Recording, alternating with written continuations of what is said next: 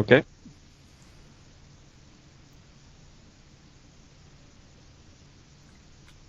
Hidden Object Guru here, joined by...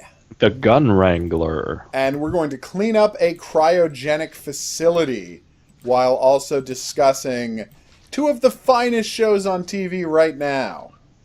One of those, of course, is a little thing called The Expanse, and the other one is the...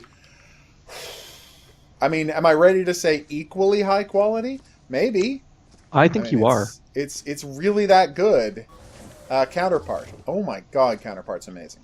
Which, you know, we'll get there. We're going to start with The Expanse this week, and the two episodes that are leading up to the big finale in the last three. I mean, all of our disparate characters are winding up at the same place, so you know something's going to be, something amazing is about to go down. Like, it's, very exciting. So yeah, let's start with the Expanse, please. All right. So, what happened this week? With which storyline? Because we're following three. It's true. I mean, let's start on Earth, where we got more wonderful. As always, we're watching 2 episodes at a time. So this was episode 6 and 7. Yeah. And we followed more adventures with our beloved Vice Secretary of the UN, Suresh Agdalashu, who got some amazing stuff this week. Found out she had a spy on the construction station where they're building the biggest ship in the history of humanity, which is nice to understand the scope of what the Mormons are up to. Like, we got little bits of what the Mormons were doing, but we didn't really understand the scope of it until we heard that. And they're idea, literally all leaving. Yeah, all of the Mormons are going off to find their own planet. It's amazing, and it's exactly the kind of crap you would believe based on their mythology that Mormons would want to do. Since that's what their afterlife is built around, them becoming the god of their own planet. It's a very strange religion, is the point. But anyway, so what's fascinating though is so we have the very real threat that he is out there building, building these stealth ships, building these high-tech stealth warships, because as they say. When you're building a project this big, plenty of money can go missing and plenty of resources can go missing. Who knows what the biggest ship in history is supposed to cost, right? So, yeah, Fred might be... you can understand how Fred could be stealing stuff. I don't know that he is. I don't have any real reason to suspect that he is, but it's still a neat idea. And, I do not envy the spy on that station. Things do not go well for him. Oof. No, they do not. Oh, that poor guy. Such a rough couple of days he has. And, just the creepy idea, whenever we get the cut of his eyes, and the idea that, I mean, I know cyber eyes are basically a thing now. It's basically not even futuristic to have cybernetic eyes. But something about the idea of having a heads-up display at the corner of your vision... constantly, assessing whether or not it's able to find a signal is really creepy to me. Well, that's actually the guy who, plays Adam Jensen in the Deus Ex games. Really? Yeah. That's the Canadian actor who plays Adam Jensen. Yeah, Alexis Tostadopoulos. I had no idea. Okay, yeah. I didn't recognize his voice at all. Although it's a different voice, so... No, it's the exact same voice. It sounds like someone smoking through a cement mixer. It did not seem familiar to me, but I'm sure it's just a context question. Mm-hmm. So there you go. Yeah, I had no idea that was the same guy. That's neat. Yeah, so great stuff going on this week. We saw what a shipbuilding station looks like. We found out a little more about the Marine in their crew, who no one is super comfortable with. But I gotta say, I understand where he's coming from. Yeah, I mean, get where he's coming from. Yeah, you'd have your own doubts. Yeah, like he's very skeptical about this whole situation, and like I understand where our hero doesn't want to kill Martian guys who are just just going around doing their Just own thing, yeah, just handling their own business. just doing their job well.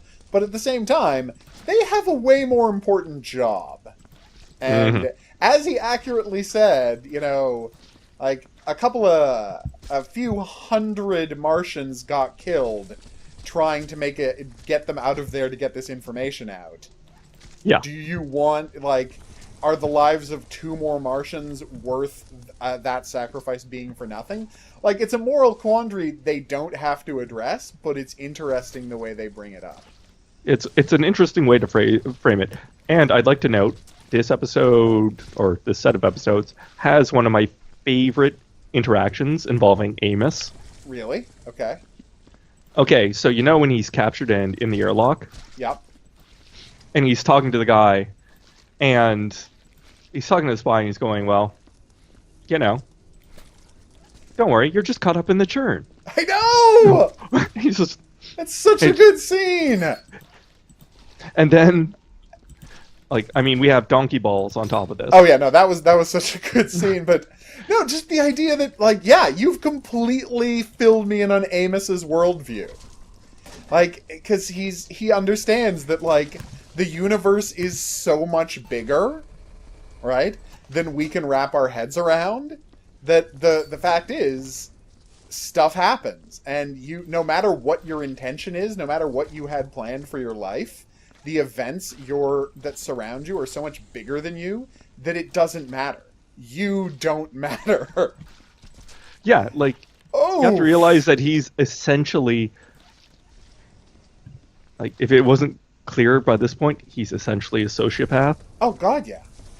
You know? It's abundantly clear. And Yeah. for him, saying, "Hey, Amos, grab me that wrench," is the same as, "Hey, Kill that Amos, guy, yeah. murder that guy horribly." Yeah, 'Cause, I like, mean- nothing means anything to him because, well, we found out he grew up in some rough places. It's like he grew up in modern day Baltimore, not the know. urban hellscape that's become in the future. I know. Really, it's rough being Amos, but you got to feel for the guy. You absolutely have to feel for the guy. I get where he's coming from, and he makes a strong argument for his point of view. And I want to see what happens next with him. Like, it's one of these characters where it's like, I can't wait to see what you get up to next. Mm-hmm. But then again, that's true of everybody on the show. But yeah, their close call with the Martian patrol craft is a great series of scenes. Like, the increasing tension of that is pretty amazing. Although I gotta say, this is a minor thing. Dear stowaway, maybe turn off your broadcasting thing while you're stowing away in a ship and you don't want anyone to know you're there. Like, maybe don't try to signal until you're somewhere where the signal has a chance of getting out, because it's a little dangerous. And now we know that there's murderers on Eero's station that are going to want to kill them. Yeah. Well, no, it's fascinating because she makes a very good call about him, and that's very observant, right? Where it's like, there is really nothing in his bio to suggest that he's become a terrorist. Although, you understand where they're coming from, which is, the guy's been on 2 ships that exploded in 2 weeks. Yeah. At a certain point, you're the problem. Like, there's a, it's one of those, balls. What happened? I put my mop bucket Yeah. into the fire, Uh-huh. and Oh, as you can see, it spilled everywhere. Yeah, I hate that. Happens all the time. Yeah, you were saying. Yeah, she has to be like, oh, now I gotta kind of ask some questions about the rate at which things keep blowing up around this dude. Yeah.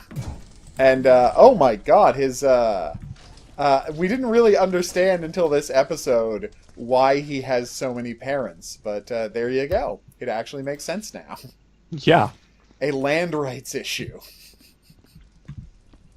That has to suck. Yep. Oh, but then again, it's not like anybody on this show is coming from a great situation. We find out why why our UN secretary is raising her grandchildren like half the time. Yep. Because she got her son killed. Which, She didn't get him killed, but she feels responsible. She feels completely responsible, which, to be fair, she is. Like, it is her fault. She's the one who pushed him into joining the military. It's one of those General Kelly type of situations. I disagree, but hey. Hey, you're allowed. You're wrong. No, when it's the family business, you know, like like kids are expected to go into the military. No, we're not. I'm coming from a... No, I'm saying there are families like that. There are also families. There are a lot of families like that. You know, that's why. That's how Trump ended up in that embarrassing situation, which was like doing such a bad job of, of comforting the wife of that special forces guy, because the advice he got was from somebody who was like from a military family who had, you know, pressured his son into joining the military, and his son got killed. Yeah, that's a different message than you want to give to the like wife with newborn kids of a dead guy. You don't want the he was doing what he loved and what he valued most message to the pregnant wife of a dead guy. That's just that's lacking in tact. Yeah, and that's the thing. It's like, but that's what happens when, like Amos, you're incapable of empathy. Yeah. All right. So carry on. Yes, let's move on to the one that was fantastic, which is the. Oh my God! I cannot say enough good things about Tom Jane's storyline these 2 weeks. Oof. Isn't it? Isn't it just something else? Oh God, yeah, and I mean, from the very start, it's been the completely straight line, hard-boiled, cynical detective who gets in over his head and has to find his, find his values again when he gets in over his head. And it's like, he thinks he's corrupt and he thinks he's seen it all. But then he finds stuff that pushes him to find out that even he has limits. Just, all of that it's so straight line what you're used to, but it's done so elegantly here. It's done so beautifully here. This is some Max Payne next level noir. Oh, yeah. No, and the thing is, he's completely selling it. Like, the actor is completely selling it. And, oh my God, I can't say enough. Again, you want to say enough where you can't say enough good things. Jared Harris is amazing. And yeah, I told you, Anderson Dawes is a big wheel. Such an important character, and such a good performance with his... it's definitely a Chinese accent, and I love that choice. So strange, so much fun. We get his backstory, which, really gives you that little window into how unbelievably awful. Like, no wonder these people want their own planet. Jesus. Like, if that's how they're living? They don't really want their own planet. They just want, like, a certain level of economic... Yeah, they want sovereignty. But honestly, they should get their own planet. They should have their own planet so they can grow up with some semblance of gravity. You know, go work in the belt. I get it, but you know, maybe let these people have someplace nice to live on the way there. Well, I wouldn't say they even want their own planet or anything like that. They just want economic freedom because they're the belt is... Yeah. It's the belt is so clearly responsible for the economic viability of everybody else. How come they're not seeing any of the profit? Like, how come they do all the work and they get none of the money? They get less than none of the money. Yeah, they end up owing money for the job they do. It's like, at the end of the day, they end up owing money for having worked all week. Because, you know, they have to pay for their own oxygen and their own water. Yeah. Which they mine. Well, yeah, of course. It's a vicious cycle, you know? Like, and that's the crazy part about it. It really is a vicious cycle because they have to use this stuff to live, but they use, according to the people in charge, they use more of it than they make. so they end up deeper in debt every day.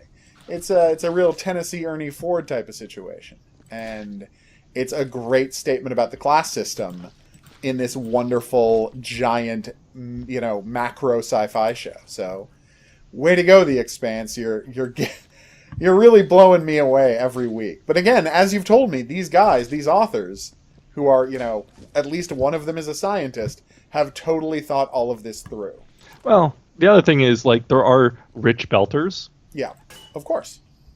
And one of the problem is, like, they even have a specific word for a rich belter who's gotten rich off the backs of his people. Of course. Which it's in the first episode. Oh, I missed it. What is it? Welwala. Welwala. Okay. Yeah. All right. That's pretty boss. Right. The exact translation. Yeah. Is someone whose hopes lie down the well. Oh, okay. Right. These are the people who want to move to Earth. Yeah. They want their kids to move to Earth or Mars or whatever. Can you blame them? Oh. Earth no, is you'll see obviously, Eros and Ceres are both fairly... Wow, I didn't even notice this corpse up here. Are both fairly nice places in certain areas, right? Right, yeah. Well, and I mean, we've seen good districts of Ceres. But at the same time, like, from the health problems you find out, it makes sense that anyone who does want to have kids would say, well, it'd probably be better to have them grow up on Earth or Mars. Mm-hmm. I mean, I think just as a priority for people who want kids, that makes sense to me. But yeah, like, all of the stuff, again, I'm blown away by the little details of living in space. Like, all of the little details of living in space, they're doing really well. But the stuff that gets me even more is, it just feels, and again, I'm sure 200 years from now we can find out whether or not this show got it right. But so much of it feels authentic to how our world would extrapolate into space travel, with these same kind of class issues being brought with us into space. With us still needing this underclass of workers to prop up everybody else. Or just the general shittiness of human beings. Yeah, that too. Because it's very interesting, because you see this with the Belter extremists. Yeah. And Anderson Dawes is like, yeah, let's treat them like people and show them. Yeah. The worse they squeeze, the worse they look. Yeah. And this guy nails Havelock, a guy who, who is trying very earnestly. He is an archetypical good cop. Yeah. He's trying to learn the language, everything. Yep. And but he's still part of a system. And they don't care as long. They care more about his, for lack of a better word, his race. Yeah. No, it is. I mean, everyone knows that race is a construct, and it is a very useful thing to talk about here. Race isn't real, but it's the way they treat each other. They treat each other as if they're different races. Mm-hmm. And this guy's, as you say, doing his best, but it doesn't matter to them. Yep. And hopefully we'll check back in with him soon, because I have been enjoying his journey. Oh, that poor guy. Cannot catch a break. What the hell? Oh, there's the light. Okay, the code is around here somewhere. The code is 048666. No, 084. 084666. Or that might be a 9, but I think it's a 0. So, I'm going to go open the door unless... Are you over there? Because you can go open the door if you want to. Okay, so... Just to the right, like, opposite the... when you exit the 0, first hallway, 84666. There we go. All right. There we go. Yeah, I looked up how you were supposed to clean this thing better, because I failed so badly at it. And there's a door in here, and there are lasers. Apparently there are, like, giant alien corpses. And there's a laser in there that destroys the giant alien corpses so they don't track blood everywhere when you're carrying them back. So that's something we're going to have to look into. And, hey, I'll try it out on this giant alien corpse. All right, laser rifle. There it is. All right, giant alien corpse. Have you seen a bucket dispenser? Yeah, it's behind the fire.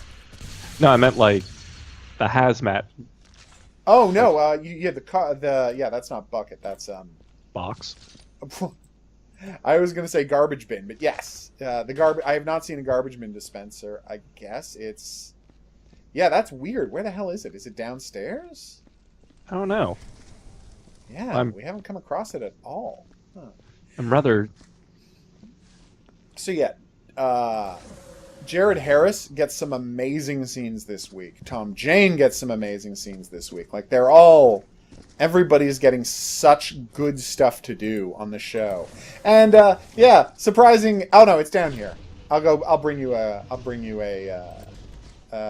garbage bin. Thanks. All right. But yeah, everybody gets great stuff to do. Surprising 0 people. It turns out Tom Jane's boss is corrupt, and you almost feel like he's being a little naive.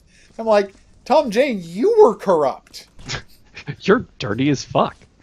How could you be this surprised that your boss is corrupt?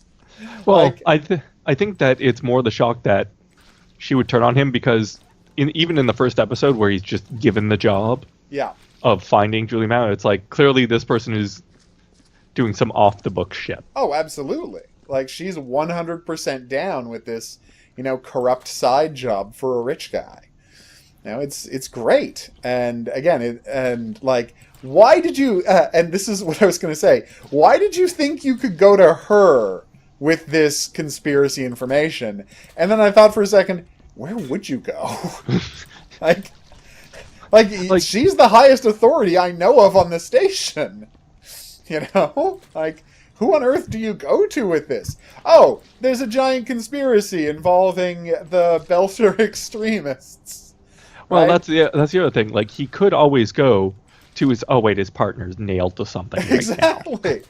Now. What about his friends? Yeah, and his other friend, the cop, like she's not down for this kind of job. Like she wants to be down for this kind of job, but she's obviously not down for this kind of job. Although she did kill some people to rescue him, which was nice. Very nice of her. Yeah.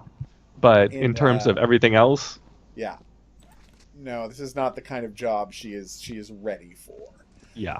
And so now we found out a little more about what they were working on that station that got everybody killed, which was nice. Not much, but there's a data cube with a data card with all of the important information on it. So that was very sweet. And but speaking of that wonderful moment where he's like, "Don't worry, I can get us into this safe. I remembered to get the card off of the body of that Martian interrogator we escaped with. Puts it in. What's your 24-digit security code?" Oh. Hell. The show just pays so much attention to realism. I know. Like, no, you can't just put in a card.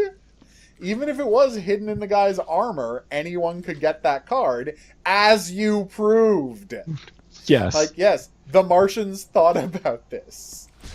The Martians are an industrial and warlike people. Yeah. They will, They've got this. Yeah. For lack of a better term. But yeah, and I even loved, oh god, the code.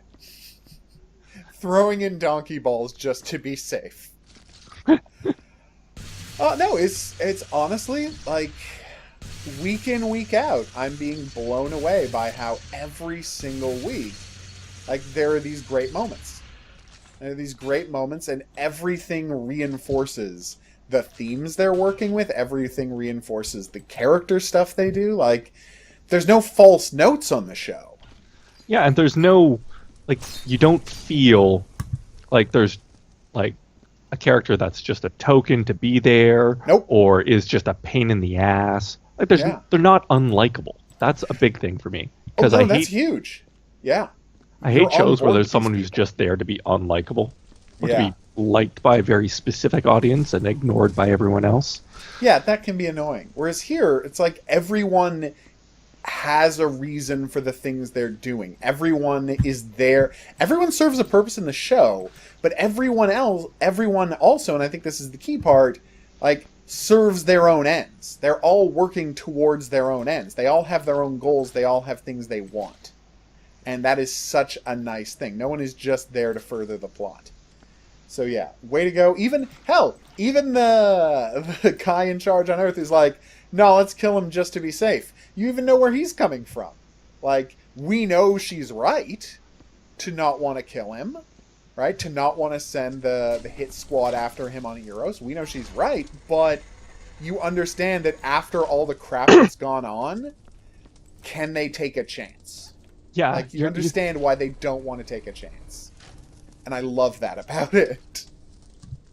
Because admittedly, in their boots, I'd be like, yeah, you know what? Just to be safe, just whack this guy. Just get rid of him, you know? Like, what's the danger? And of course, there is a big danger. But they can't possibly know that.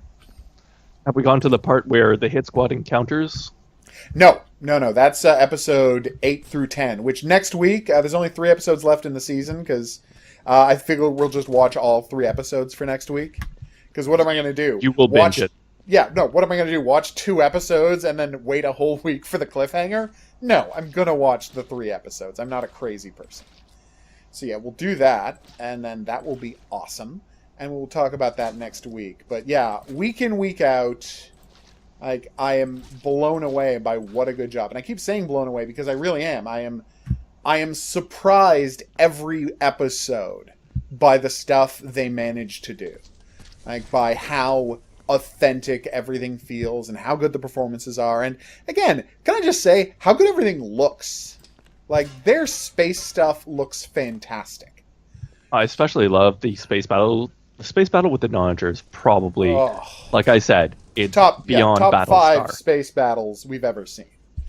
Like, it's gorgeous. But no, even that whole scene that we didn't talk about at all, where the 2 asteroid miners just get screwed over by the cops, by the space cops, who just want to throw their weight around. You recognized one of them, right? Oh yeah, yeah, that was Diego from the station. Yep, just wanted to say, hey, we're it's like we're throwing our weight around. We're pissed, so everything's rolling downhill to you, and sometimes you can push people too far.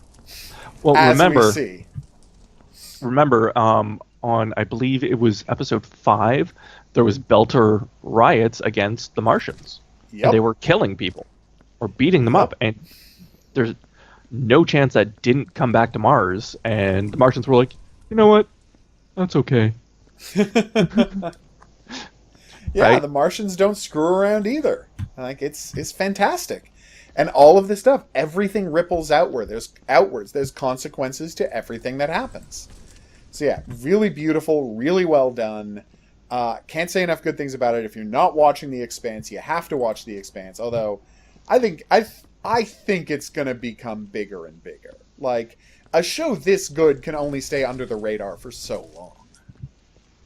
Yeah, even it's if it is not under the radar. Okay, good. So people are watching it. Yes. People are watching it and loving it. That makes me super happy. Because, I'm not aware of current television. I gave up on cable, so I'm just not... if something shows up on Prime, I'll be like, oh, okay, maybe I'll check that out later. But I don't know what's popular at all. But I'm glad to hear that this has got its audience, because, oh my god, does it deserve it, Sci-fi finally has something worth an audience after Battlestar, Yep. Way to go, guys. And it took them years to get it. How long ago did Battlestar end? Jesus. Like 2006, 7, or something like that? Yeah, I was going to say 2007, 2008. Took them a decade to come up with another show worth watching. Yeah. Oh, which is a mean thing to say, but it's completely true. You do a lot even of garbage then, there's sci-fi. a large portion of Battlestar which is just fucking unwatchable. Oh no, it had a lot of terrible episodes and a lot of terrible storylines. But overall, it was an important TV show that I really enjoyed. Like, it was an important step for TV drama to get us to your Expanses and Games of Throneses. But at the same time, there's a lot of bad episodes of that. All right, so let's move on to the other best show on TV right now, Counterpart, which did a daring experimental episode this week, introducing us to the way the world works by having us follow a character for the entire hour who we'd never met before. No, we've met her before. No, she was in one, she was in the background of scenes. She was not a real character on the show. She was Quayle's wife, and that is the extent to which she had. No, she was also Baldwin's lover. Yes. Yeah, but it's like I'm saying we don't really know what's going on with her. Yeah. Okay, fair. Yeah, what I'm saying is like we don't know who she is. We don't know. We have no glimpse into her inner life, is what I was trying to say. Because from Baldwin, from episode 2, we got a lot of what's going on, and for every character we've got. But she's always just been this cipher, right? Mm-hmm. Yeah. And then suddenly, oh hell! Because last week we got through, oh, they're the same person of this this woman we've seen before, and it's like, oh, here she is in a new context, and it was fantastic, right? Mm-hmm. And that was great, but even better is this episode where we get this whole unbelievable journey this character went on. We got some bad news for you. Your other broke her legs. Yep. So first thing is, so we're gonna shatter your legs now. Yeah. So here's the thing that gets me. All right. And I'm gonna ask you this question, and Yep. And maybe I'm overthinking this. It's the kind of show that invites overthinking. So, did that side's government murder her parents?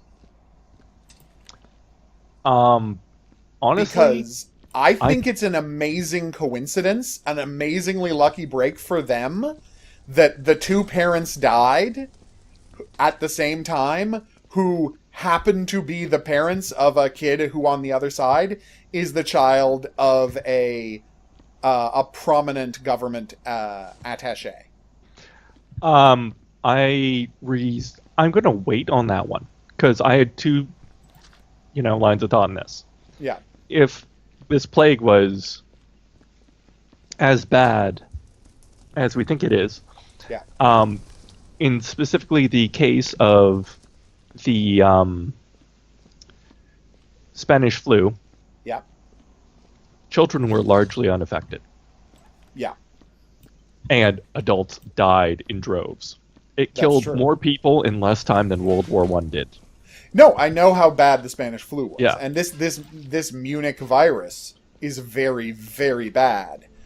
But at the same time, it's kind of an amazing... it's just... as we see the scene where she comes and sees the bodies, I think it's notable that her parents died at the same time. That's what I find interesting. I'm willing to say it could go either way. Yeah, but I'm just saying I find that weirdly suspicious because you note that if one parent dies, they have time to make arrangements for what happens to their children. But if both parents died suddenly, I kind of get the sense that there could be something more going on, especially since this child is so unbelievably useful to them. I just think it's an amazing not yet. coincidence. That's the thing, but because it's... No, it was because they already knew that that her dad on the other side was a rich and successful government individual already, and clearly they come from old money. So it's like they know they're important people on the other side, and they assume he's only going to get more successful. Mm-hmm. And then it worked out perfectly for them when the other side started dating Quayle, because, of course, he was an up-and-comer as well. Yep.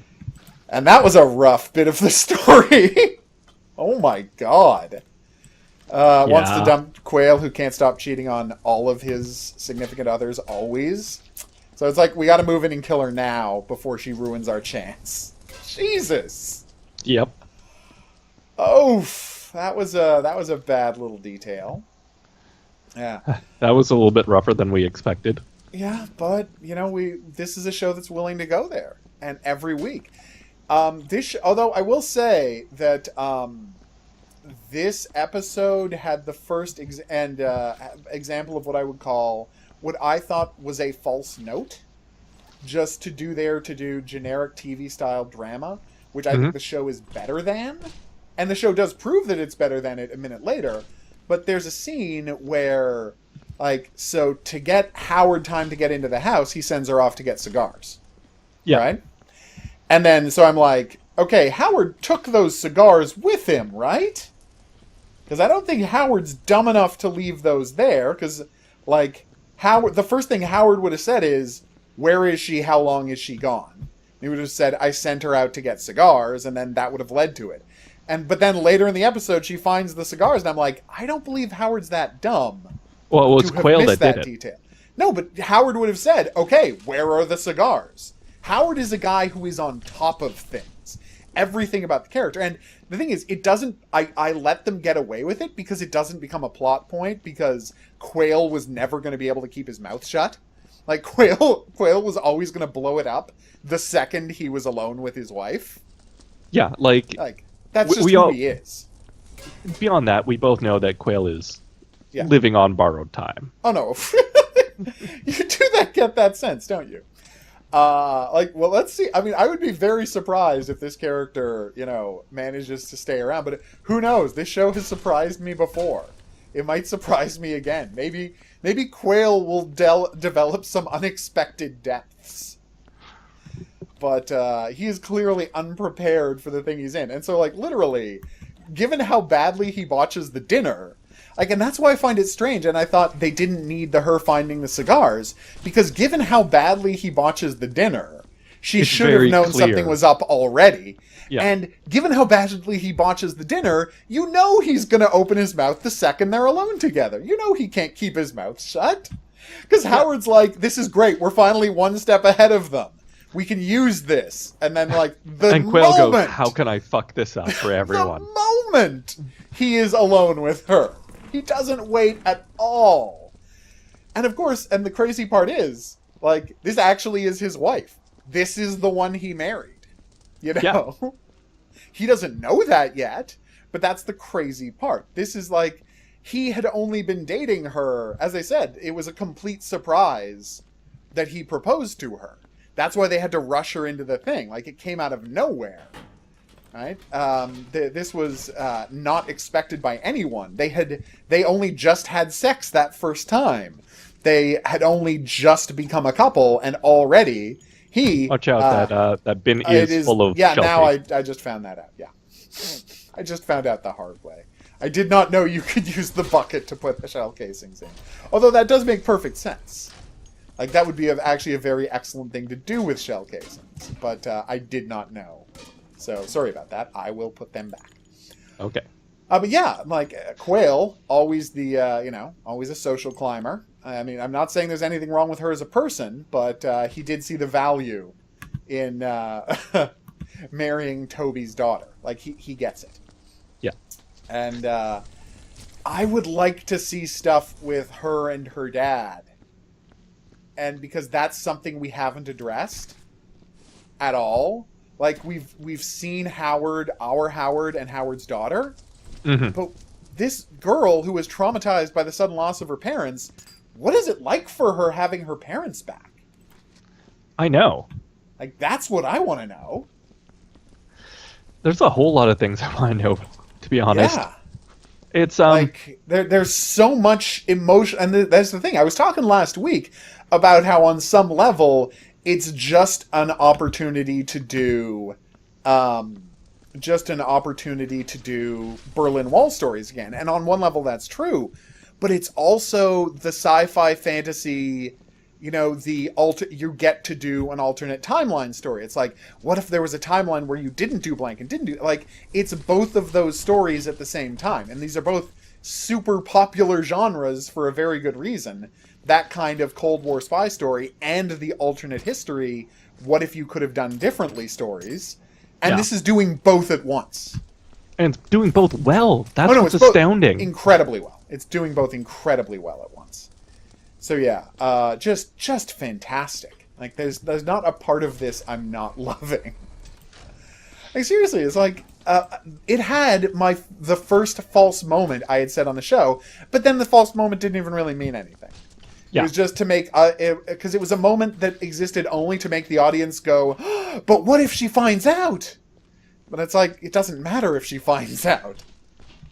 That's not the kind of show you're watching. And that's why I felt it was beneath the show to do that scene, to have Howard miss that. Especially since Howard's whole thing this time has been, how are all of you Earth A people so bad at this? Yeah. That has been the theme of all of his complaints. You guys are all terrible at this. You guys are doing a bad job. Bad job. And they clearly are. Although the thing is, there's one big problem in the show, and Which is? it's a big problem. Is they don't seem to be counting the number of people who cross the Berlin Wall. Yeah. Because I had assumed that they had built a tunnel. They had some other way across. But this episode confirmed that no, they're literally just making up fake identities and walking them through the Brandenburg Gate. Yeah. Not Brandenburg Gate. Brandenburg Gate is the gate on the thing. Walking them across Checkpoint Charlie. There you go. That's what I was thinking of. Yep. And then they just stay. And I'm like, that's a problem. Because that makes us believe that people are not counting how many people are going across. And the thing about the Berlin Wall is, it was a big deal to get to the other side.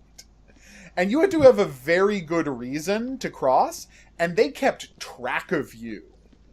Right? So we're being asked to believe... They do that in modern border control. Yeah, exactly. Right? So we're being asked to believe that a surprisingly large number of people are going across and not coming back. And not coming back, and no one is noticing that. And that's a fundamental problem with the show's premise. And I don't know how they're going to explain it. And on some level, the show is just so good that I want to let them get away with it. But here's the thing. They have to be concerned, like... They know who's coming across. They're getting fingerprints. They're getting a photo, right? And on our side, they can search that. Meaning, like, how do I put this? They know they know, how do I put this, that you should check in on the doubles of people who cross. I think my big issue is, like, I can understand, okay, well, you've been given... Here, hold up. There you go. This person's been given a 7-day visa or a 3-day visa. You can put in a lot of work. You can. But a lot of them stay. And the question is, how are they not noticing that all these people are staying? I'm not sure.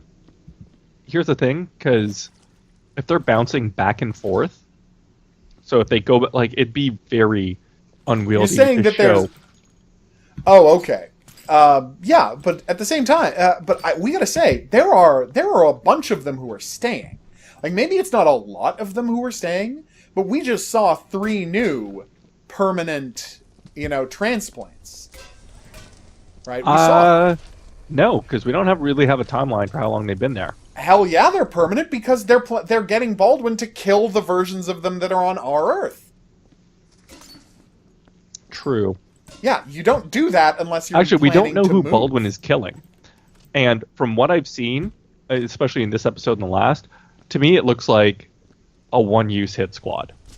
No, but no, maybe, but we actually, in the introduction of those characters, they specifically said, here are your bios of the people you're replacing. Right, here are the bios of the people you're replacing. And they're like, where are their personal effects? We won't have those until they have been hit. And we're waiting on an assassination. And that's why she still needs Baldwin to do the job. So yeah, maybe they're a one-use hit squad, but those are 3 people who are replacing real people on our side. Right? And I'm just saying, like, those are 3 people who, are not coming back through the gate for one reason or another. And it seems to me strange that they're not noticing that. And more to the point, there's an entire school full of people who are crazed assassins who are planning to replace people on the other side, who are being trained and prepped to replace people on the other side, right? Because it's not, there's the assassins, and then there are the ones who are there to double over. Right? Because I really don't... Now that we know about what her training was like, I don't get the set... Like, was Baldwin given the same type of training, or was she always just supposed to be a murderer? I feel like she was always just supposed to be a murderer, and not that she was supposed to be someone who ended up trading places with her double. Because I feel like if she was ever supposed to trade places with her double, she would have been trained to have some amount of social skills, which she absolutely does not have. Yeah. Like, she has zero social skills. I think she went to, like, a different sort of school. Yeah, that's what I'm saying. So there's a school there's the school for their brainwashed assassins, and then there's a separate school for the people who are the perfect doubles, who live parallel lives until they're ready to swap in. And that's what I'm saying. The fact that there's a whole school with friggin' 20 kids ready to swap in the minute they need to be swapped in, that means that they've done it, and we saw them do it with Spencer, for example, right? They are swapping people out, which means there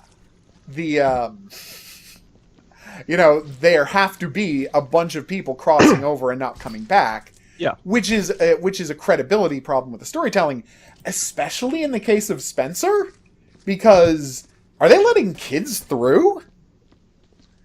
I don't think things ended well for Spencer. I'll be honest. Probably not. Probably not.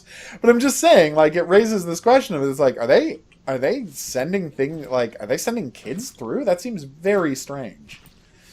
Oh, there's also we have an established canon fact that they have quite a bit of infrastructure.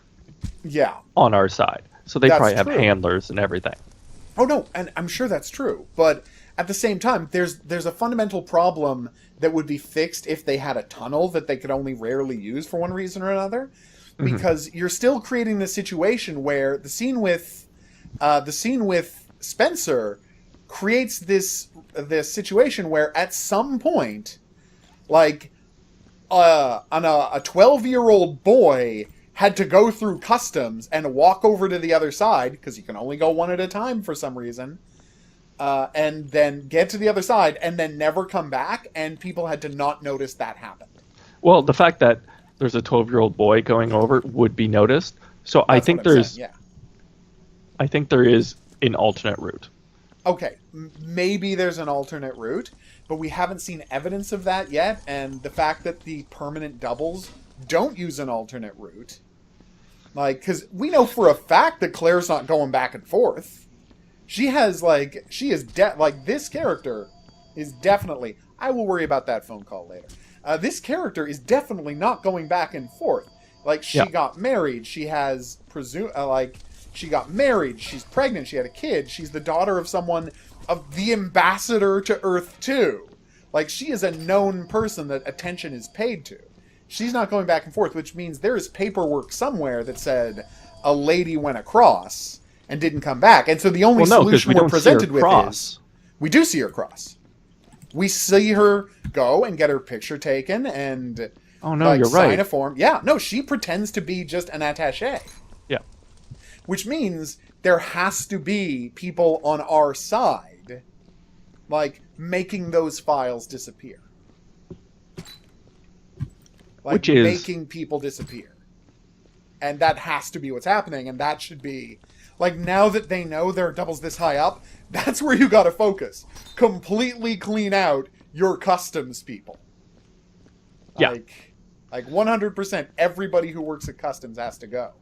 On the other side, they take the customs situation seriously, as we saw with the guy who was about to get shot in the head in a parking garage. Yeah. Like, for a Prince album. Yeah. Oh, Prince. Oh, God bless it. But yeah, emotionally, emotionally, this episode was solid gold. From a plot standpoint, this episode was solid gold. It's the first episode that has caused me to have big questions about how this world works. Because, yeah, the having a bunch of corrupt people on our side's customs, like, answers one question, but you can't get kids across unless there's a second route. Yeah. Because this place is such a secret. There are no tourist visas to Earth 1. In fact, no, we've seen that they strictly bar information about it to Yeah, everyone. exactly. No one is allowed to find out anything. Like, she was supposed to go straight there, and in fact, like, they had to have some clever way to get her out of the embassy, for God's sake. Because they go in cars with tinted windows and aren't allowed to explore the city. You know? Like, Yep. as he said, Lambert needs, permission and a handler when he wants to go to a restaurant. Or to see his weekly prostitutes. I think, first of all, my theory is Yeah. there's an alternate route. There's gotta be. I mean, There's there gotta has be. to be an alternate route, right? Second of all, I think that it's very telling the way that the other side is just divided and organized. Now it's all very communal, Yeah. let's say. Well, and yeah, very- because they all had to pull together. No. I think that's part of it. No. I think when there's an extinction level, threat level event, part of it is you all have to pull together. Okay. Well, I'm just What going to is your take on the situation? The wall never fell. Oh, you think they're still... No, wait a minute. It's 87. I don't think they're all communists. You think they're all communists on the other side? They're not You think... all communists. But you think that Russia took over Europe on the other side? Yes, I do. Okay. That is definitely a possibility. Just think about what you know about the Stasi. Think about what you know Yeah. about the KGB and how they did actually have schools like this. They did, famously. Yes. And so I'm like, oh, where is this set? East Germany in the No, it is. 80s? It is. But I think, I don't know that, my take would not be that communism won, per se, but more that the life-threatening Munchen virus that wiped out 8% of the world's population made everyone say, maybe totalitarianism had some good ideas. I don't know that they are communists. I don't know that Russia did one. I think the whole world went fascist because of the extreme measures they had to take to stay alive. The way it seems to me, between the decor and everything else, Yeah. is that the Soviets won the Cold War because, specifically, Yeah. of this virus. It's possible. I mean, yeah, I'm not going to say you're wrong. Like, you make a strong argument. I don't know if they're going to go that far, but you could be right, and it could be that all of Europe is this kind of state. But the thing is, Hold up. winning... Hold up. Come back here, man. Oh, yeah, you're going to put shell casings in there. I Yeah. forgot. Yes. Sorry. I keep forgetting there are 2 uses for buckets now. Well, then the fact that, like, we have to cross all this crap to, oh, wait, the bin machine's right here. Nice. Yes. No, I found that earlier. And I did mention it to you, but you Yes. obviously forgot, and that's fine. No, I thought it was further on. Oh, no, yeah, it's right there. Yeah. So But, anyway, but yeah, you make a strong point, and I did obviously think that my take on it was that a lot of national borders had been erased by this, disaster, and that everyone had gone fascist because of it.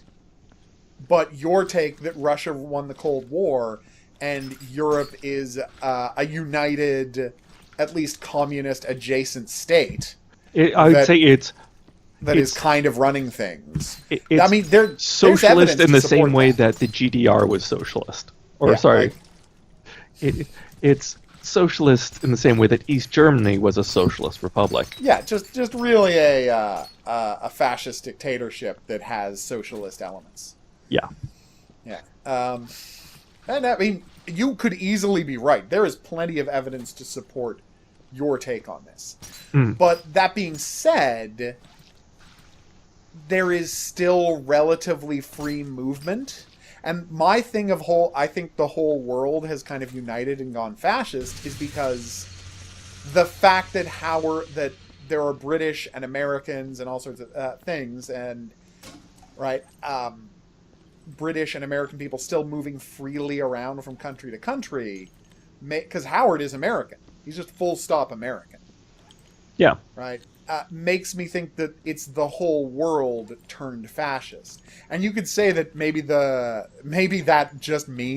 whole world turning fascist is essentially the Russians winning the Cold War. Like, there's an argument for that I don't think I would really want to try and debate. So, while I don't know if they're going to strictly say that the Russians won the Cold War, I will agree with you that everyone is using Stasi-style methods now on their side, whatever their specific nationality is. Yeah. And here's the thing. Even in the Soviet Union, there was free movement within the Soviet Union. That's true. But... So, if everywhere's the Soviet Union... I know, no, that's true. But I don't think this kind of virus that mostly decimated Europe would have caused America to fall, is my point. And Howard is explicitly American, and, you know, I have to assume his freedom to do whatever he wants and work for the Stasi, even though he's an American, suggests that America has an open border policy with these people too. That's why I think it's more of a global has turned awful than a... Yeah, could you pick up the bucket? If I pick up buckets because I'm the person who is joining the server, if I pick up the buckets, brass flies everywhere. Yep. Yeah, Ooh, because... That was almost close. No, it does weird collision detection for me that it doesn't do for you, because you're the one handling all of the physics. Yeah. Which is fine. But yeah, I mean, I'm sure we're going to find out which one of us is right going forward, but yeah. And honestly, it literally could just be I'm reading way too much into the fact that J.K. Simmons was cast instead of a European actor to sell the show in North America. And that could easily be it. Like, that could be the only reason he's on the show, and that could be the extent of what his casting means. But I'm reading more into his casting than you are, I think. I think the issue would be more for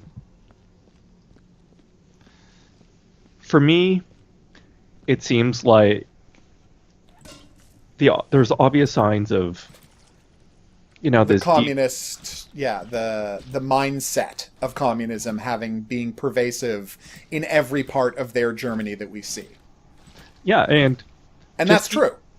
Even their attitudes towards, well, you got to sacrifice. Everyone's got to sacrifice, but, you know, you especially. I know. No, and you're right. There are key signs that that's what's going on. Like, huge flags that is the situation we're dealing with. Like, I agree with that completely. But my suggestion would be not that the Soviets took over the world, but I would bet, if it's something like that, that what happened was, because of the bad thing that the virus did to Europe, because it's mostly Europe. I mean, the rest of the world was touched, but it was Europe that it, you know, did the real damage to, which is why Berlin is still empty over there. No one wants to move back. Right? It did the real damage to the world.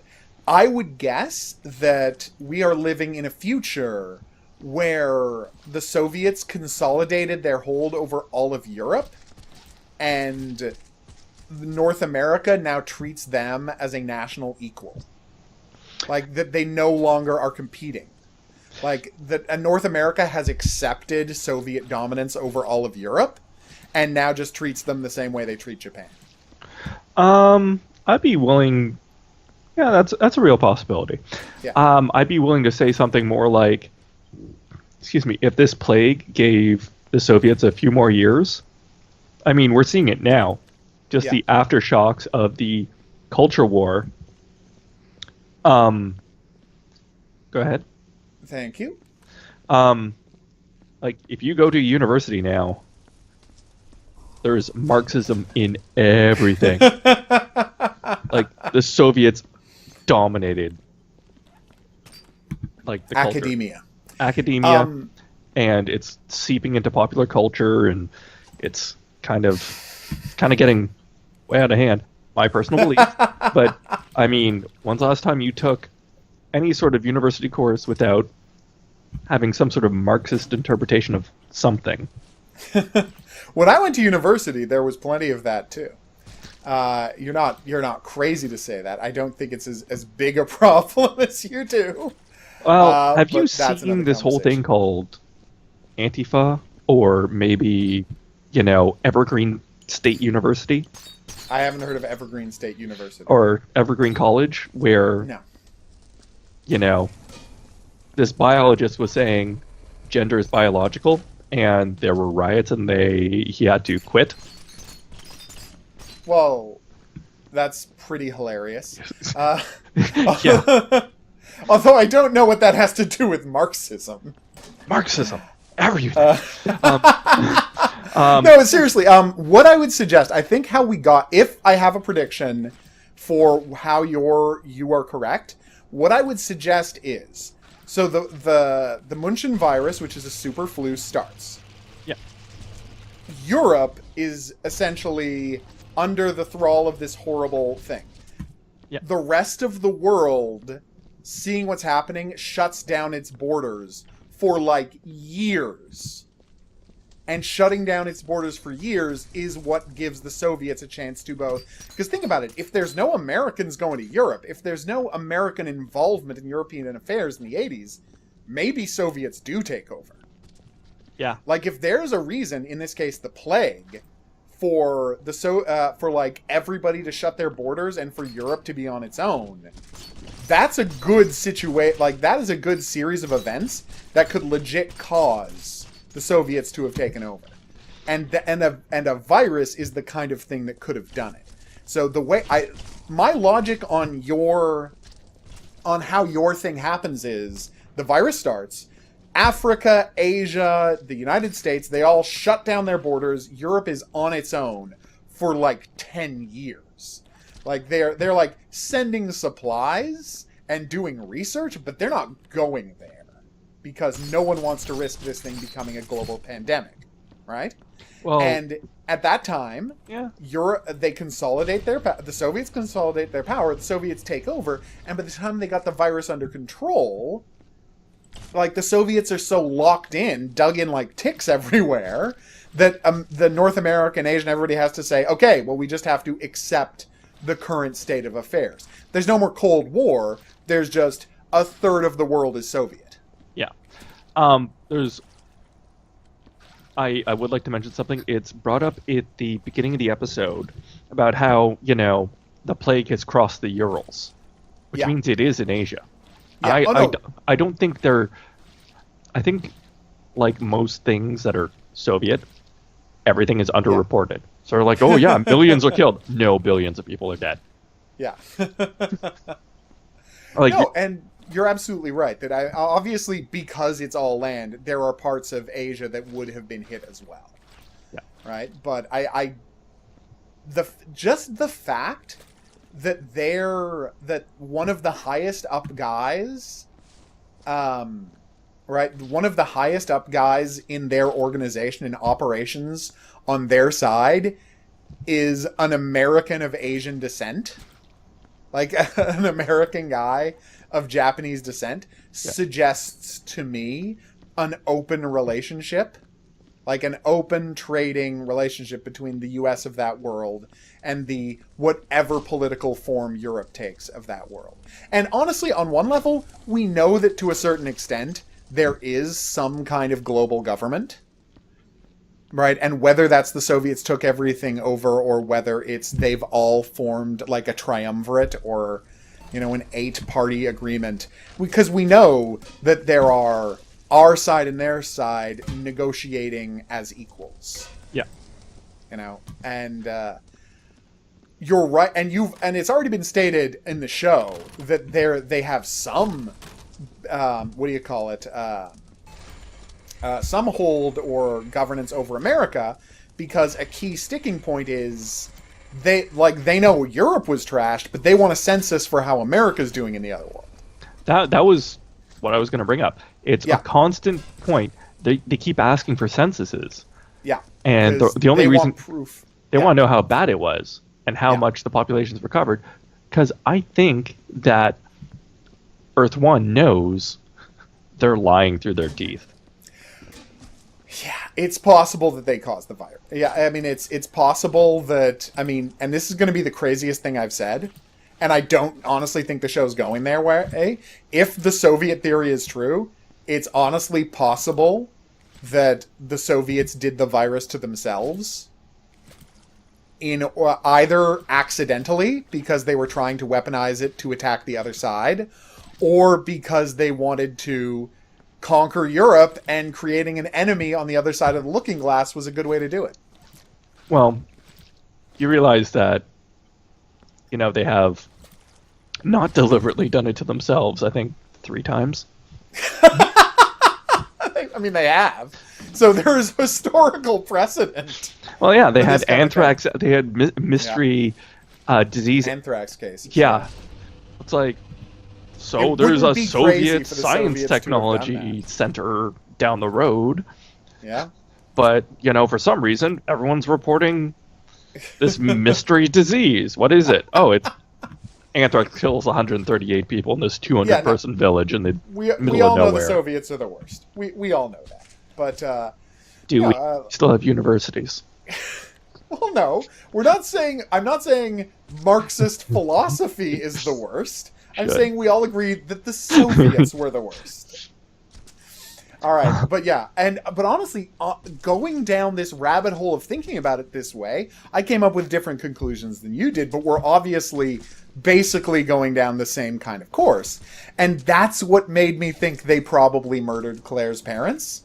Because in this kind of an attitude, with this kind of worldview, with this kind of performance, I honestly believe, of course they would kill the parents of someone just because they think the kid might be valuable in the future. You know what? I might be coming around on this one. Yeah. But the fact that, there was this monster plague that... Yeah. It goes back to that whole mention of censuses. Yeah. Like, at first I thought it was, okay, they're trying to gauge how much they've recovered. Yeah. And now I'm sort of going... How many people did it actually kill? Yeah. It's a good question. And you know what? We're going to get the answers. Maybe not by the end of this season, but hopefully going forward. And god damn it, you better renew this show. You don't know if it's renewed? No, I don't know if it's renewed. I haven't seen any announcement from Stars, and I mean, I go to the AV Club every day for, news about this stuff. I guess I could just search Counterpart renewal status. That's an option. But honestly, and I mean, maybe I'm crazy, but after you saw that pilot, wouldn't you just order a second season right away? Yeah, it's like I'd be like, yeah, give me 4 more of these. Just how long does J.K. Simmons want to do this show? That's how many we're buying, and maybe we'll do a few more after he leaves, like it's Major Crimes or something. Yeah, let's Stargate this shit so hard. Although, I gotta say, by the way, and I just want to say, I wish more shows would do that, because it blows me away that, so they did 7 years of the show, The Closer, which I never thought was a particularly good show, but I mean, as just a functional police procedural, it was fine, right? I'm not going to say it was terrible, it was fine, right? And then, Kira Sedgwick is like, I don't really want to do a police procedural anymore. And then the rest of the people working on the show were like, I don't see that why means we have to stop doing the show. And so now it has had a spin-off that lasted longer than it did. In a weirdly related thing, I didn't mean this to happen when I started saying, J.K. Simmons was on The Closer. Huh. Yeah, it's just a weird coincidence. But anyways, this show is... You're punching at, the Wire level of... Oh, yeah. Of complexity and of ability to tell stories. Yeah. I'm going to compare it to the only other show that makes sense, The Expanse, for what a huge canvas these people have for storytelling. Yeah, it's like The Expanse had made Sweet Sweet Love to The Night Manager. Okay, you know what? I think that is going to be a perfect place to wrap this up, because I really like that analogy. Yeah. So bravo for that one. Yeah, because, I mean, it really is. It's this huge sci-fi world with fascinating ways for it to go. Like, fascinating places for it to go. Incredible depth Yeah. and Yeah. complexity and attention to detail. And then, on top of that, Yeah. you have... Oh, you lost an arm here. I know. Flew right out. Yeah, you have this brilliant spy thriller where you never quite know. Like, we're still fairly unclear on What Pope is up to. Yes. Everything about... Because he's in charge of their getting people across and setting people up on the other side. But what does he want, and why are people within his own organization trying to kill him? You know? And, like is he reformed? What's he doing? Yeah. Like, because the thing is, you say, well, it's just the fanatics. That's a pretty big school for just the fanatics. Mm-hmm. That's a lot of resources going into that school for just the fanatics. Like, whose side is Pope's on? Why are people trying to kill him? Is her boss the real bad guy here, or is it Pope? Like, is it Emily? What's up? Yeah, is it the official government policy to do this stuff, or is it just fanatics? Are the fanatics people who are opposed to the official government policy? Like, there are so many things, so many balls in the air, and at the same time, amid all of this, you don't know who to trust, all of this, you don't know what's going on, you get a moment with friggin' Claire and her baby where you're like, yes, I believe this character moment. Mm-hmm. I believe that this character is telling the truth for the first time since we started seeing the character. For the first time since we started seeing the character, I actually believe she has divided loyalties. And that is not a character who I would have ever thought she had divided loyalties from everything we've seen about her. Well, that's just it, because you've seen her walk around murdering people. Murdering people and even betraying Baldwin. And then continuing to betray Baldwin and managing to get Baldwin... maybe get her back on side while still, being ready to betray her, while really offering nothing. Yeah. Like, she's really good at her job, but you get that moment with her daughter, and you're like, yeah, I believe this character has divided loyalties because of the way they built this episode. So yeah. Whew. What a show. There's no other way. Like, yeah. It's just... I'm not sure what this is. Some sort of weird cryo gun. Wait, can you shoot it or can you not shoot it? I cannot shoot it at this point, but it has ports. Ports? Yes. Well, I would not worry about it. Let's not start, trying to mess with technology and get the stuff all wrecked up. All right, so yeah, an amazing episode of the most amazing show on TV right now. Just doing an incredible job, and we've only got 3 more weeks. This was episode 107. Yeah. All right, we've only got 3 more weeks until we wait a year or maybe longer to find out. I'll be so mad if it's a year. Oh God, please come back sooner, guys. Yeah. Like you know what you've got here. You've got something special. But then again, J.K. Simmons is one of the most popular working actors in Hollywood, so it's not like he doesn't have other responsibilities, is the crazy part. Yeah. So yeah, he might have to go and make 8 indie movies before this 2 seasons happen, before season 2 happens. So, we'll keep our fingers crossed, but we should not get our hopes up. It's gonna be hard. It's going to be rough, but hey, we got The Expanse coming back in a couple of weeks, so that'll be good. Yep. All right. Yeah, that has been our discussion of The Expanse and Counterpart. 2 unbelievably high-quality shows. Just 2 shows that really make you feel like you are truly living in the best age television has ever seen. The only time sci-fi has been comparably good has been a very brief period in the mid to late 90s. Yeah, when we had Space Above and Beyond and Are you kidding me? We had 5 and yeah, exactly. Babylon 5, DS9. We had Deep Space Nine. Space Above and Beyond is a really good show. I don't know if you ever watched it, but that is a really good sci-fi war TV show. And I'm not saying it directly led to Battlestar Galactica, but I feel like there's some DNA in there. I'll give it a shot then. Yeah, it's worth watching. I mean, it has some 90s stuff that you'll be like, oh wow, TV really used to be like this. When's the last time you've watched Babylon 5? Because only a couple of years ago, and it's very 90s, and those are very cheap sets, but it's a very good show. It is. Deep Space Nine is a better show, but it's by a measure of degrees, not by a measure of tiers. Yeah. Yeah. And of course, the best show of the 1990s, a little show called Millennium. Yeah. Season okay. 2. Like half of season 1, all of season 2, none of season 3.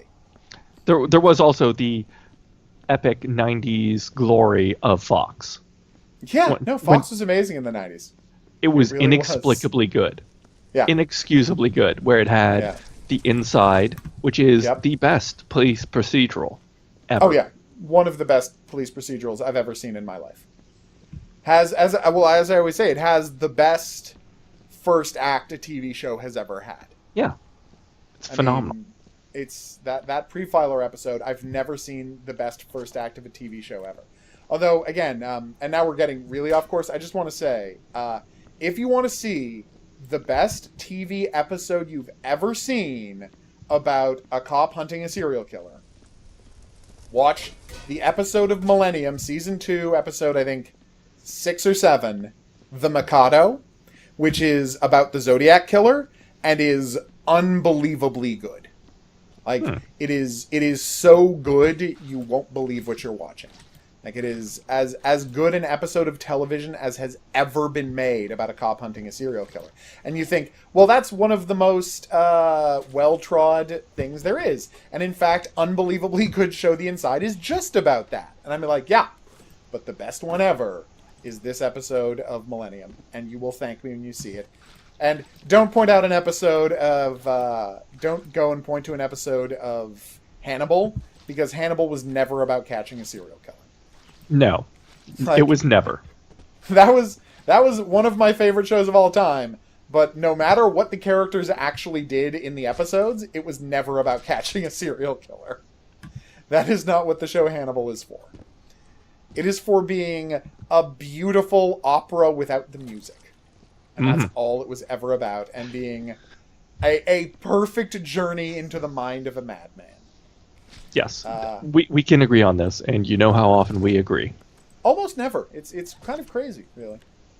Considering how similar our tastes are, it's weird that we almost never agree. Yeah. Well, you like all the same things, but for vastly different reasons, and you're angry at each other about why you like them. Yeah. So yeah, there you go. That's us. Next we're gonna start debating why Fist of the North Star is the best thing ever. Ugh. Okay, good. Something we can disagree on. All right. So that's that. Do you have a quiz for this week? All right. We did General Spycraft last week. Should we go with the... No, last week we did Names of Gangs. Oh, yes, you're right. And it was the week before that we did Spycraft. The sweet Uber Prize. Yeah. And that was the... I know, we never did Spycraft because the sweet Uber Prize was the John Le Carré. Yeah, John Le Carré question. So if you have a Spycraft question, I say go for it. Okay. The Stasi used a very specific tactic in order to discredit their opponents. One that is still used today. What is the name? And what did they do? Nice! That's a really good... Oh, that is a very good quiz question. And topical. All right, so that's that. Thanks for coming along on this journey with us. If you'd like to see more, there's going to be some buttons coming up. I'd ask the Gun Wrangler if he wants to plug anything, but you know he doesn't. I do, actually. Oh, there's You one thing. finally have something to plug? That's amazing! Well, we've already plugged BattleTech and Banner Saga. Banner Saga 3 is coming out soon, and Banner Saga... Yes. Way to go, Banner Saga, getting a third game. Oh, no, that was the intended design from the get-go. Really? I thought it was just... Oh my god, that's amazing. I always thought it was just 2 of them. I kickstarted it like ages and ages ago. That's fantastic. Oh, And yes, way to I'm go. plugging that. And if you want a particularly good documentary about cops, Flint Town. Oh god, I hear that's incredible. It's incredible. Like you'll just Be there's good blown cops. away by how unbelievably... Yeah. Like, just... Well, I mean, come on. It's Flint. The city is poisoning its own citizens. How can you be a cop there? I can't wait to find out. The answer is with enormous difficulty.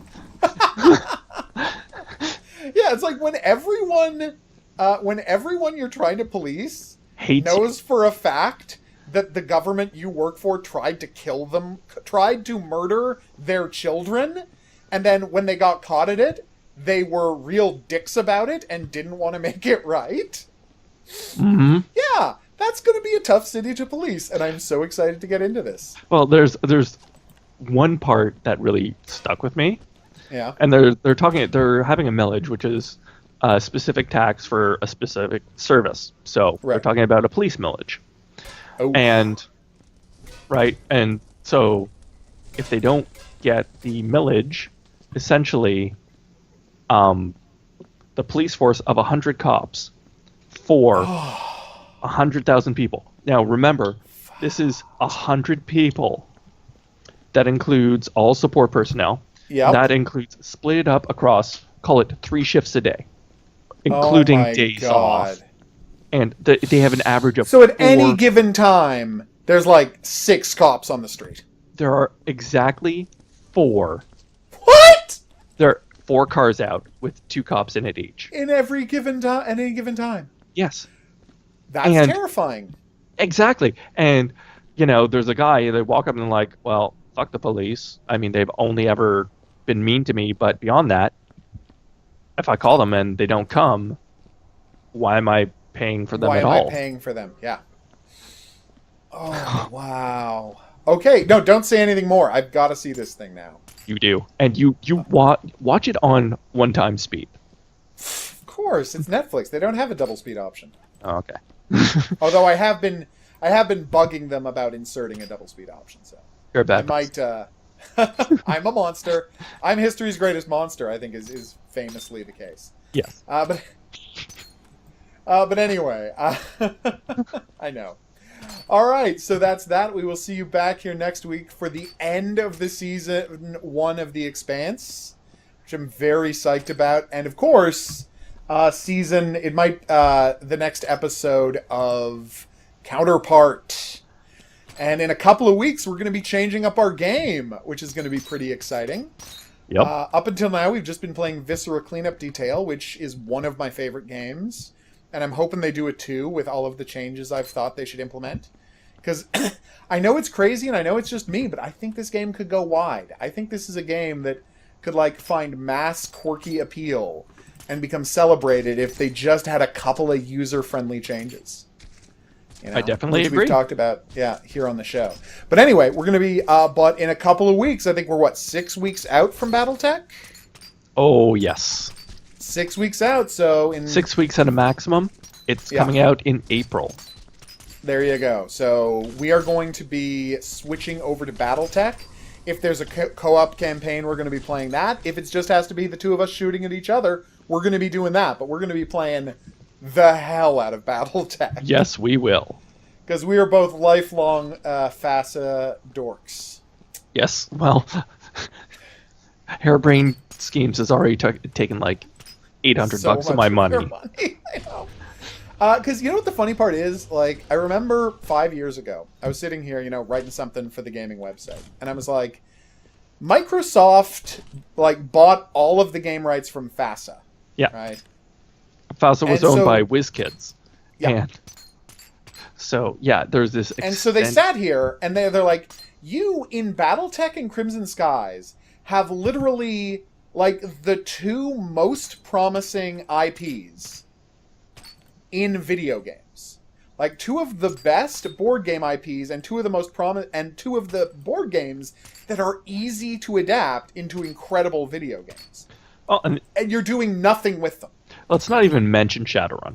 for a second Oh here. God, yeah. No, but Microsoft at the time, Microsoft never had Shadow. Oh no, they did have Shadowrun. They did have Shadowrun because they made that god awful multiplayer shooter. Yeah. And it's what had to happen was Microsoft. Honestly, they sat there for a decade, more than a decade, on the 3 best franchises, and 2 of them are incredibly easy to make into great video games. Shadowrun's a little harder to make into a great video game, but they pulled it off. It got pulled off finally. Well, yeah, because the original creator came back and stole the rights back and said, "Ha! I know. This is how you do it, chumps." Microsoft sitting here with a console that needed exclusive titles that would get people to buy its console. Sony has frigging 5 or 6, 5 just that I can name off the top of my head, high-end development houses making games exclusively for their console. And Microsoft, by comparison, has nothing. They have Rare, and they have the guys who make State of Decay. And that's it. Yeah. You know? And don't get me wrong, I love State of Decay, and Rare sometimes does good work, but they don't have high-end development houses just working for them. But they were sitting on the best franchises in the world, and they did nothing for a decade, and so people who cared got the rights back, and now we got a great Shadowrun game, and now we have great Shadowrun games, and now we're going to get great BattleTech games. Because not only are we getting this amazing turn-based one, they're also making a first-person mech control shooter. So, it finally happened. We're finally getting the games we've deserved all this time. Yep. The dream is a reality. Join us back here in a couple of weeks for that. Sorry for taking so long with the rambling end part, but I'm just that excited about BattleTech. We are. We are. It's going to be so good. I own 47 of the novels. I'm invested. Oh, God. That is oh, my God. Next time when we start playing BattleTech, you are going to go so nuts with the trivia questions. Oh, yeah. The trivia questions are going to be such deep cuts. It's going to be ridiculous. Uh-huh. Oh, I'm so excited. All right, well, we will see you there. Thanks for joining us for this bonus length episode. But obviously, there was a lot to talk about in Counterpart. And we have become fan theory people. That's right. We've become fan theory people. Which we can't be about The Expanse because you've read all the friggin' books. Yeah. Sorry. Yeah? It's fine. But yeah, we're now fan theory people. It happened. Yep. All right, so we'll see you back here next time. But until then, au revoir.